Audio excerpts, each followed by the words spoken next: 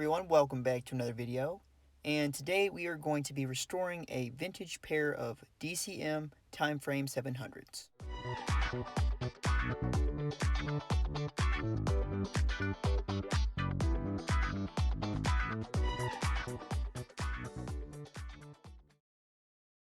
Now the first thing I want to check is to make sure that all the drivers are okay, that the surrounds are still intact, that there's no, missing components, that everything's there and in good working order. Now the crossover. So every crossover is going to have, a different amount of resistors and components, and of course, there's just so many variables to a crossover. But we're going to get into what needs to be done to this one. At first glance, it might seem a little overwhelming as there's a lot of different components on this crossover, but thankfully we only have to worry about two of them. So you might say, well, what two am I talking about? Those are going to be the electrolytic capacitors. And all you need to do is go to Parts Express, pick them up.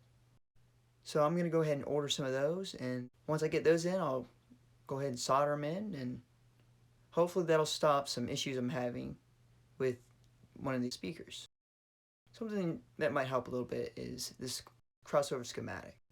Now this is for the DCM timeframe 1000 speaker, but it's also the same for the 700 as well. You're more than welcome to pause this, look at the crossover, look at all the different components that are used. It'll definitely help you understand better as far as what you saw when looking at the crossover. So the next step, or at least one of the next steps I'm going to have to take, is replacing the terminal cups.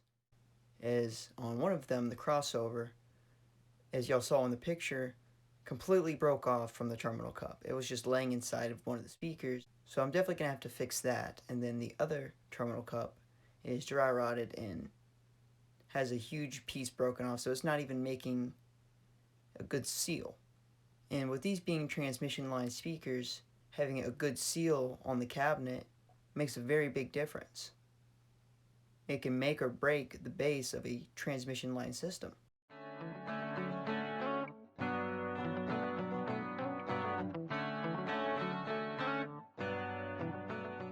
Alright everyone, thanks for watching, and if y'all are interested in continuing this journey, make sure to stay tuned for the next video.